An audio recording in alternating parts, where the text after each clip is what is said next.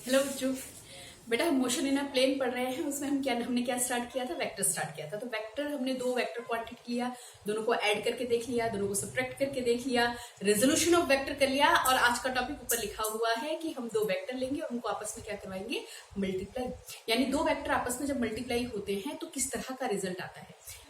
ठीक है, तो जब हम इस तरह का मल्टीप्लिकेशन करते हैं ना तो दो अलग अलग केसेस करने की कोशिश करते हैं। बिल्कुल सिंपल से है बेटा, मल्टीप्लिकेशन दो जगह पे करते हैं। एक हो गया हमारे पास, अगर तुमने स्केलर लिया और बच्चा उसको वेक्टर के साथ मल्टीप्लाई कर दिया। ठीक है, स्केलर लिया वेक्टर के साथ मल्टीप्लाई कर दिया तो रिजल्ट क्या आएगा? रिजल्ट भी हमारा वेक्टर ही बन के आने वाला है। ठीक है, दूसरा केस कौन सा हमने किया कि अगर वेक्टर है और उसको वेक्टर से मल्टीप्लाई किया। ठीक है, वेक्टर को वेक्टर से मल्टीप्लाई कर रहे हैं तो रिजल्ट कुछ केसेस में स्केलर आता है, कुछ में आता है वेक्टर। तो स्केलर कहां पे आएगा वो अभी बताने वाले हैं। आज के टॉपिक में हम यही करेंगे, स्केलर प्रोडक्ट ही करने वाले हैं। ठीक है, तो पहले तो ये समझो कि स्केलर और वेक्टर का क्या सीन बता दिया मैडम की। देखो एग्जांपल समझो, स्केलर क्वांटिटी, मान लो मैंने कोई वेक्टर लिया, this is 3i cap plus 4j cap. चाहो तो के लगा लो, नहीं तो मत लगाओ। अब मैंने बोला कि 2a कर दो, इसका बच्चे कितना कर दो? 2a कर दो। ठीक है, तो 2 क्या है? स्केलर क्वांटिटी है। अरे ये नंबर है तो स्केलर है। ठीक है, स्केलर जब वेक्टर के साथ मल्टीप्लाई होगा, यानी कि ये वेक्टर कितना है? 3i cap plus 4j cap. ना समझ में आया तो कमेंट में बता देना। ठीक है, कितना आ गया? 6i cap plus 8j cap. ये क्या आया? ये वेक्टर क्वांटिटी तो आई नहीं। ठीक है ना, तो स्केलर वेक्टर के साथ मल्टीप्लाई होगा तो क्या दे जाएगा? वेक्टर दे जाएगा। ठीक है, अब हम अपने स्पेशल केस पे आ रहे हैं कि अगर वेक्टर वेक्टर के साथ मल्टीप्लाई होगा तो क्या होगा। ठीक है, तो पहला ही केस हम करेंगे, वेक्टर को वेक्टर के साथ मल्टीप्लाई करके हमें क्या मिल रहा है? स्केलर। टॉपिक डालिए, टॉपिक है स्केलर प्रोडक्ट। कैसा प्रोडक्ट? स्केलर। अच्छा एक नाम और है, स्केलर या डॉट प्रोडक्ट ऑफ वेक्टर। ठीक है क्या ठीक है? सुनो क्या ठीक है। अब मेरे पास दो वेक्टर्स हैं। ठीक है, मान लो एक वेक्टर है a और दूसरा वेक्टर मेरे पास क्या है? b, और इनको हम आपस में कर रहे हैं मल्टीप्लाई। ठीक है, a वेक्टर लिया, b वेक्टर लिया, इनको मैं क्या कर रही हूं? मल्टीप्लाई। डायग्राम से बना के समझ लो। मान लो कि एक वेक्टर मेरे पास क्या है? a, और मैंने कहा था टेल से टेल जोड़ना। यहाँ पे मान लो दूसरा वेक्टर मैंने कितना ले लिया? b। मान लेते हैं कितना एंगल बना रहा है यहां से यहां, ये वाला देखना, a से b की तरफ कितना एंगल बना रहा है? थीटा। फर्क पड़ जाएगा a से b या b से a, अभी समझ में आ जाएगा। ठीक है, a से b पे मेरे पास कितना है? a और b के बीच में कितना एंगल बन रहा है बच्चों? थीटा एंगल बन रहा है। ठीक है, तो हम यहाँ पे डेफिनेशन देते हैं कि a b का जब इनकी मल्टीप्लीकेशन करेंगे तो इसको हम कुछ ऐसे डिफाइन करते हैं, a dot b। a dot b is the yeah, you may define scalar product between two vector as magnitude of a, magnitude of b and cos of theta between them। a और b के बीच में जो angle बन रहा है वो क्या बन रहा है? cos theta. यानी जब यहाँ पे डॉट होगा तो यहाँ पे क्या आएगा? cos आएगा। a का मैग्नीट्यूड, b का मैग्नीट्यूड और cos थीटा। भैया मैग्नीट्यूड निकालना तो आता है ना? अरे मैग्नीट्यूड निकालना आता है कि नहीं आता है? देखो एक बार देख लो, a वेक्टर अगर मैंने अभी क्या लिया था, मेरे को ध्यान नहीं है, 3i cap plus 4j cap लिया था। और अगर आपसे किसी ने कह दिया कि भैया मैग्नीट्यूड निकाल दो, क्या करोगे? नंबरों का स्क्वायर कर दो, 3 का स्क्वायर प्लस 4 का स्क्वायर। अगर यहाँ -4 होता तो -4 का स्क्वायर हो जाता। ठीक है, तो ये क्या आ गया? यहाँ से इसका क्या आ गया? मैग्नीट्यूड। यहाँ से आ गया 9, यहाँ से आ गया 16, √25 5 आ गया, यानी कि a का मैग्नीट्यूड। ठीक है, तो मैग्नीट्यूड ऐसे निकालते हैं। अच्छा, ये बात समझ में आई? ये बात कुछ समझ में आई? अब ये जो प्रोडक्ट आया उसमें क्या आ गया? कॉस। यानी आगे से जब भी तुम्हें कहीं पे किसी दो वेक्टर के बीच में डॉट दिखता है, डॉट हटा के वहां पे क्या लगा दिया करो? Cos theta. नहीं समझ में आ रहा है? अच्छा एग्जाम्पल समझो, एग्जाम्पल समझो। बहुत कॉमन एग्जाम्पल एक समझते हैं। वर्क डन पढ़ा है? वर्क डन को जब मैं 9th में मैकेनिक्स में आपको पढ़ा रही थी तब भी मैंने कहा था बेटा इसके बीच में ना तो आप डॉट लगाओगे ना क्रॉस लगाओगे, मैं आपको समझा दूंगी। हम क्या बोलते थे? Work done is equal to force into displacement, है ना? अब तो तुम्हें वेक्टर समझ में आ गया होगा। फोर्स पे क्या लगता है? Force is vector quantity. Displacement क्या है? Vector quantity. इनके बीच में क्या लगेगा? डॉट। वर्क कैसे क्वांटिटी आती है? वर्क आती है स्केलर क्वांटिटी, क्योंकि इसकी कोई डायरेक्शन नहीं होती, मैग्नीट्यूड, है ना? तो ये वर्क डन मेरे पास कैसी क्वांटिटी है? Scalar quantity. कुछ समझ में आ रहा है? यानी हमने फोर्स लिया, डिस्प्लेसमेंट किया, आपस में क्या किया? मल्टीप्लाई किया। तुम क्रॉस नहीं लगाओगे बाबा, क्रॉस नहीं लगाओगे, क्या लगाओगे? डॉट। अब डॉट और क्रॉस का फर्क पड़ जाएगा, याद रखिएगा। हम इस वक्त क्या कर रहे हैं? स्केलर या डॉट प्रोडक्ट निकालने की कोशिश कर रहे हैं। स्केलर या डॉट प्रोडक्ट ऑफ वेक्टर का मतलब ये है कि जब भी किसी दो वेक्टर को हम मल्टीप्लाई करेंगे तो उसका जो रिजल्ट आएगा वो कैसा आएगा? स्केलर आएगा, ठीक है। तो F इंटू एस करेंगे तो यहाँ पे हम उसको प्रॉपरली कैसे लिख सकते हैं, F का मैग्नीट्यूड, S डिस्प्लेसमेंट का मैग्नीट्यूड और कॉस इनके बीच में कितना बन रहा है। अब ये चैप्टर तुम्हारा आने वाला है, वर्क पर एनर्जी का चैप्टर तुम्हारा है हमारे कोर्स में, ठीक है, उसके वीडियो डालेंगे मैं, ठीक है, समझ में आ रहा है। अच्छा एक क्वांटिटी और देखो भैया, एक क्वांटिटी और देखो, तुमने प्रेशर पढ़ा हुआ है, प्रेशर है ना, प्रेशर इज इक्वल टू क्या करते हो, आइए भैया, फोर्स इनटू इंस्टेंटेनियस वेलोसिटी, करते हो कि नहीं करते, F इंटू वी होता है कि नहीं होता है, बस वही। तो यहाँ पे क्या आ गया, यस, यहाँ पे कुछ समझ में आ रहा है बच्चों, यहाँ तक समझ में आ रहा है। तो भैया जी ऐसे ही बहुत सारी, ये क्या है हमारे पास इंस्टेंटेनियस पावर है, ये क्या है फोर्स है, बी क्या है इंस्टेंटेनियस वेलोसिटी। तो इंस्टेंटेनियस पावर को हम प्रोडक्ट फॉर्म में दिखा सकते हैं, कैसा प्रोडक्ट, डॉट प्रोडक्ट की फॉर्म में हम दिखा सकते हैं। एक और बताऊं, चलो कर ही लो, तुम्हारे बुक में भी शायद दिया होगा, फ्लक्स, ये इस साल तुम्हारे कोर्स में नहीं है तो अभी फ्लक्स नहीं समझ में आएगा, 12th में मैं करवाऊंगी अच्छे से, ठीक है। इसको हम लिखते हैं बी डॉट ए। तो ऐसी कुछ क्वांटिटीज हैं, फिजिकल क्वांटिटीज, जो कैसी होती है, स्केलर, लेकिन वो कहां से आती है, दो वेक्टरों को मल्टीप्लाई करके आती है, ठीक है। अब जहां जहां पे डॉट आ जाएगा उसका मतलब क्या हो रहा है, दो वेक्टर के बीच में कितना बन रहा है, जैसे यहाँ पे magnitude of force, magnitude of instantaneous velocity और इनके बीच में एंगल कॉस थीटा, जो भी एंगल तुम्हें दिया हुआ होगा, ये अगर थीटा है तो रिमेनिंग एंगल यहाँ पे कितना हो जाएगा, 360 माइनस थीटा, है ना। अगर ये 60 है तो ये कितना हो जाएगा, 300, बाहर से जाओगे पूरा एंगल कितने का होता है, 360 का होता है, राइट। तो ये हो गया हमारे पास, बोलो ये बातें समझ में आ रही है। हमें क्या करना है, दो वेक्टर लेना है, दोनों को मल्टीप्लाई करना है और उनका रिजल्ट मुझे कैसा मिल रहा है, स्केलर मिल रहा है। अगर बीच में क्या आता है, डॉट आता है तो एक बार ज्योमेट्रिकल इंटरप्रिटेशन भी समझ लो कि ज्योमेट्री में किस तरह से इसको हम समझाते हैं। मान लीजिए, लिखो लिखो लिखो लिखो और अच्छे से समझ में आने वाला है, बहुत बढ़िया तरीके से, न्यूमेरिकल भी करेंगे, चलो करो, आ जाओ। ज्योमेट्रिकल इंटरप्रिटेशन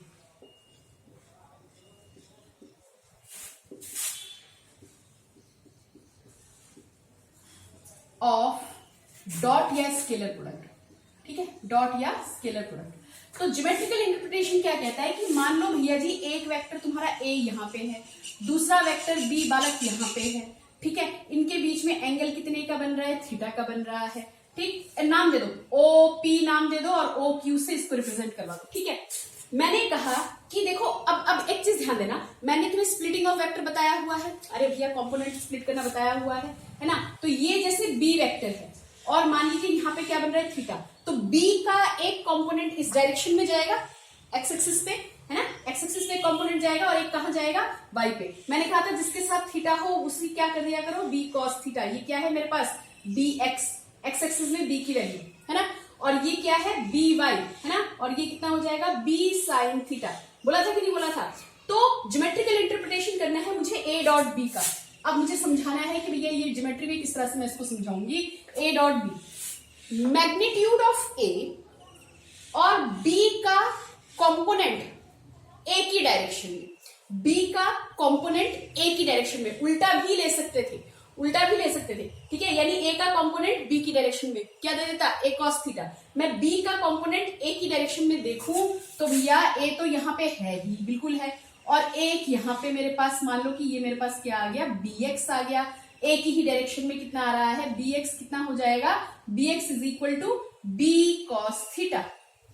बोलो बात समझ में आ रही है, कुछ बात समझ में आ रही है। तो ज्योमेट्रिकल इंटरप्रिटेशन जब हम लिखेंगे, हम क्या लिखेंगे, मैग्नीट्यूड ऑफ ए, यानी कि देखो स्केलर प्रोडक्ट हम कैसे डिफाइन करेंगे, मैग्नीट्यूड, देखो magnitude it is the product of, ऐसे लिख लेना, A dot B, it is the product of magnitude of one vector, ठीक है, एमएजी लिखा है, तुम लिख लेना पूरा, magnitude of one vector to the या with the magnitude component of other vector, component of other vector in the direction of first vector। ऐसे लिखो, ठीक है। ए डॉट बी को डिफाइन करते हुए हम क्या बोलते हैं, it is the product of magnitude of one vector to the component of other vector in the direction of the first vector, है ना। तो जैसे यहां पे हो गया यहाँ पे ओरिजिनल वेक्टर क्या था, ए का मैग्नीट्यूड हमारे पास कितना हो जाएगा, जो मैंने यहाँ पे लिखा उसको मैं यहाँ पे बता देती हूँ।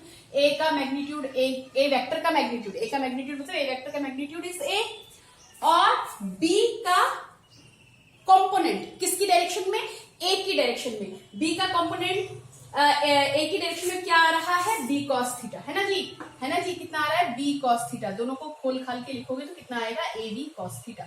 जरूरी नहीं इसी का लो आप बी का, आप ए का भी ले सकते हो। अगर इधर से देखोगे तो कैसे आ जाएगा, ये बी वेक्टर है, ए का कंपोनेंट बी की डायरेक्शन में कितना हो जाएगा, ए कॉस थीटा। उस केस में अगर आप लिखते हो कि आपने ए वाला कंपोनेंट लिया तो इसमें क्या आ जाएगा, मैग्नीट्यूड ऑफ क्या आ गया भैया, बी आ गया, और कंपोनेंट किसका आ गया, ए का आ गया, ए कॉस थीटा। बोलो बात समझ में आ रही है, कितना आ गया, a b cos theta. So this is all about dot product. All about dot product नहीं, अभी बहुत कुछ है इसमें करने के लिए, पहले तो इतना समझ लो। इतना समझ में आ गया, इतना समझ में आ गया। एक छोटा सा क्वेश्चन कर ले, आज अब छोटा सा क्वेश्चन एक न्यूमेरिकल देख के हम कर लेते हैं। हाँ जी तो देखिए एक क्वेश्चन मैंने लिखा है, तो वीडियो ज्यादा लंबा ना बने, इससे थोड़ा टाइम बचाने की कोशिश करते हैं हम लोग, ठीक है। If the magnitude of two vector are 3 and 4, ठीक है, मैग्नीट्यूड दो वेक्टर है, मान लो ए वेक्टर है, इसका मैग्नीट्यूड मेरे पास कितना दिया हुआ है बालक, 3 दिया हुआ है। बी वेक्टर है, मान लो अब इन्होंने कोई सा भी वेक्टर लिया हो, बस उन्होंने बोला है कि इनका मैग्नीट्यूड कितना आ रहा है, 3 और 4 आ रहा है, और जब हम इनको प्रोडक्ट कर रहे हैं, ए उन्होंने क्या बोला, 6 आ रहा है, तो 6 के साथ क्या आई जे के कुछ लगा हुआ है, नहीं, तो 6 क्या है, स्केलर, यानी कि हमारे पास यहाँ पे जो मल्टीप्लीकेशन हो रही होगी वो स्केलर है। कह रहे हैं कि इनका जो प्रोडक्ट है, मल्टीप्लीकेशन है, वो कितने के बराबर आ रहा है, 6, राइट, ये इन्होंने बोला हुआ है। तो भैया जी ये हमारे पास क्वेश्चन है, तो सोल्यूशन में देखो हमें ये पता है कि a dot b is equal to magnitude of A, magnitude of b and cos angle between a and b, है ना। तो मैग्नीट्यूड ऑफ ए भी आपको पता है, मैग्नीट्यूड ऑफ बी भी आपको पता है। इस तरफ कर दे, ए डॉट बी की बात कह रहा है कि भैया एंगल निकाल के बताओ, तो यहाँ पे हमने कहा कि इसी इक्वेशन में एक काम करो, यहाँ से अगर मैं cos थीटा निकालूं, cos थीटा ये तो निकालने को बोल रहा है, मैग्नीट्यूड ऑफ ए इसके नीचे आ जाएगा, मैग्नीट्यूड ऑफ बी भी इसके नीचे आ जाएगा, यहाँ से हटके यहाँ पे, ठीक। तो ए डॉट बी मेरे पास कितना दिया हुआ है, प्रोडक्ट कितना दिया हुआ है, 6, मैग्नीट्यूड ऑफ ए कितना दिया है, 3, मैग्नीट्यूड ऑफ बी मैंने कितना यहां से देख के लिखा 4, तो ये आ गया cos ऑफ थीटा, राइट। तो यहाँ पे कितना आ रहा है, 6/12 is equal to cos theta, समझ में आ रहा है, 1/2 cos थीटा की वैल्यू 1/2 कब होती है बालकों, जब थीटा इज इक्वल टू कितना हो जाए, 60 डिग्री। बोलो बात समझ में आई भाई, यहां से मैंने क्या निकाल लिया, एंगल निकाल लिया। अब एक चीज समझो, इसकी एक बहुत अच्छी प्रॉपर्टी है कि वेक्टर मल्टीप्लीकेशन, स्केलर, ये जो हम स्केलर प्रोडक्ट निकाल रहे हैं ना, ए डॉट बी, ये हमारा कम्यूटेटिव नेचर का होता है।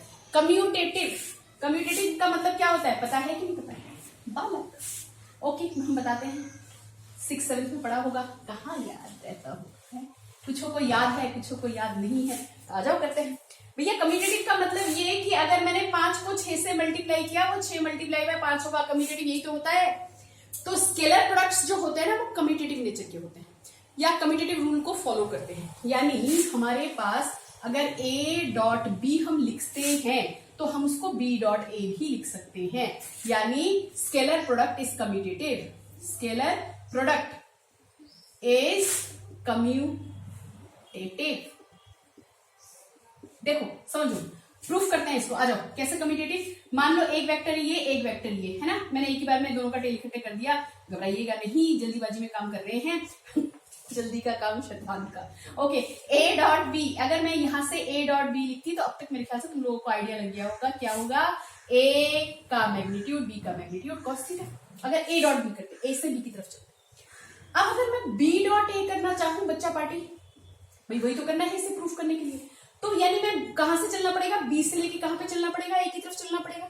बी से ए की, और बी और ए के बीच में अगर बी से ए की तरफ चलते हैं तो एंगल कितने का बनता है बच्चा, 360 माइनस थीटा, 360 माइनस थीटा, है ना। तो यहाँ पे हमारे पास क्या लिखा जाएगा, magnitude of b, magnitude of a, cos कितने का, 360 माइनस थीटा, और ऑलरेडी मैथमेटिकल टूल में मैं आपको बता चुकी हूँ 360 180 पे कॉस का कॉस जो फंक्शन है वो एज इट इज रह जाता है, 90 270 पे चेंज होता है ना। जिन्होंने नहीं देखा आ जाओ देख के, cos 360 माइनस थीटा क्या होगा, cos थीटा। तो भैया ये जो हमारे पास आया मल्टीप्लाई कर करा के, ये मैग्नीट्यूड है ना, मैग्नीट्यूड बेशक मैं यहाँ से हटा के लिख लूँ, मैग्नीट्यूड आ जाएगा, magnitude of A magnitude of b cos theta, और यहां से बी ए करेंगे तो बी ए कॉस थीटा, आपस में मल्टीप्लाई करोगे तो क्या होगा, बराबर हेंस हेंस हेंस, लिख लेना hence hence a dot b is equal to b dot a. ठीक है, कुछ प्रॉपर्टी और करते हैं, एक वीडियो में तैयार नहीं करेंगे, भाग जाएंगे सारे के सारे, लंबा वीडियो देखिए, है ना। तो आज उसकी प्रॉपर्टी और कुछ कर लेते हैं, मैं लिख लेती हूँ फिर समझा देती हूँ प्रॉपर्टीज ऑफ। हाँ तो बच्चों देखो, दो प्रॉपर्टी मैंने यहाँ पे लिखी है, ऑलरेडी मैं समझा चुकी हूँ आपको। ए डॉट बी अगर है तो उसको हम बी डॉट ए लिख सकते हैं, कम्यूटेटिव नेचर का है। Scalar product is distributive over addition, भाई डिस्ट्रीब्यूटिव समझते हैं, अब ये क्या हो जाएगा, डिस्ट्रीब्यूट हो जाएगा एडिशन पे। क्या लिखा जा सकता है, ए डॉट बी प्लस सी है तो मैं क्या लिख सकती हूँ, ए डॉट बी प्लस की जगह प्लस लगाओ ए डॉट सी, बिल्कुल सही रिजल्ट आएगा। ठीक है, अच्छा अब ये तो हो गई हमारे पास कम्यूटेटिव डिस्ट्रीब्यूटिव मैथमेटिकल ये वाली बातें हो गई। एक दो चार चीजें और करते जाओ, अभी जल्दी से करो। थर्ड प्रॉपर्टी में लिखिए कि अगर दो वेक्टर के बीच में, अगर ए और बी के बीच में एंगल हमारा कितने का बन रहा है बालक, 90 डिग्री का, है ना, ए बी परपेंडिकुलर है आपस में, तो ए डॉट बी अब डायरेक्ट कर दें। ठीक है, क्या होना चाहिए, a b cos 90 degree, cos 90 की वैल्यू कितनी होती है। ठीक है, थर्ड प्रॉपर्टी। फोर्थ प्रॉपर्टी समझिए, अगर ए जिस डायरेक्शन में है बी भी उसी डायरेक्शन में हो, भैया दोनों ऐसे ही हो, चाहे दोनों वेक्टर हमारे ऐसे हो, यानी डायरेक्शन अगर सेम है तो एंगल कितने का फॉर्म करेगा, 0 डिग्री, है ना। ये बहुत सी जगहों पे यूज होगा, तो ए डॉट बी इस केस में क्या हो जाएगा, ए बी कॉस 0 डिग्री, है ना बच्चों। तो ए बी कॉस 0 की वैल्यू कितनी होती है, ठीक है, कितना हो गया ए बी, है ना, कितना आ गया ए बी, वैसे मैक्सिमम यहीं पे लेता है ये। ठीक है, नहीं समझ में आया होगा, बाद में समझा दूंगी। आ जाओ फिफ्थ पॉइंट करते हैं। अगर ए और बी के बीच में 180 का एंगल बन रहा हो, भैया ए भागा इधर बी भागा इधर, ठीक, एंगल कितने का फॉर्म कर रहा है, 180 डिग्री का, तो कितना हो जाएगा, a b cos 180 degree. Cos 180 की वैल्यू कितनी होती है बच्चों, कॉस, ये मैं ए डॉट बी ही तो ले ली थी ना, है ना, कितना हो जाएगा, माइनस ऑफ ए, -1 आ जाएगा। बात समझ में आ रही है। तो ये कुछ इसके रूल्स हैं, लिख लो, क्योंकि न्यूमेरिकल में इसकी जरूरत होने वाली है, अगली वीडियो में मैं इसकी न्यूमेरिकल ही दूंगी। ठीक है, एक आधा प्रॉपर्टी और करो, एक आधा प्रॉपर्टी और करो कि अगर ए के साथ ही मल्टीप्लाई हो, यानी भैया ए वेक्टर तो यहाँ है ही, एक और वेक्टर आ गया ए, दूसरा वेक्टर भी मेरे पास यहाँ पे आ गया, ए अगर एक ही डायरेक्शन में है, दोनों का सेम डायरेक्शन है, तो भैया कैसे लिखोगे, ए डॉट ए लिखोगे ना, है ना। तो magnitude of A, magnitude of A, दूसरा वेक्टर भी तो ए ही है, डायरेक्शन क्या आ रहा है, दोनों के बीच में एंगल कितने का दिख रहा है, 0 डिग्री, तो कितना हो जाएगा ए स्क्वायर, यानी ए dot A will give U A square, यानी के आई डॉट आई, यानी सेम बेस वालों के बीच में कितना एंगल बन जाएगा बच्चे, देखो यहाँ। तो भाई साहब मैंने यहाँ पे एक पॉइंट लिख लिया, ठीक है, टाइम बचाने के लिए। Scalar product of similar base vector is unity and that of two different base vector is 0।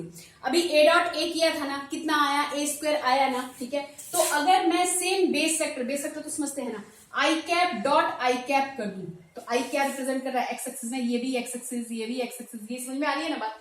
I cap आई कर दूं, यूनिट वेक्टर का बीच में मैं क्या ले लूं, डॉट, तो आई यानी मैग्नीट्यूड कितना है इसका, 1, वही यूनिट वेक्टर है, मैग्नीट्यूड कितना है 1, ठीक है, इसका भी कितना है 1, भाई है। और कॉस कितने का, दोनों के बीच में, दोनों सेम डायरेक्शन को ही रिप्रेजेंट करेंगे, या तो एक्स को या वाई को या जेड को। तो आई डॉट आई करूंगी जब पे कॉस थीटा, थीटा कितने का आ जाएगा बच्चों, 0 डिग्री, कॉस 0 डिग्री, वैल्यू कितनी आई बोलो 1, ठीक है।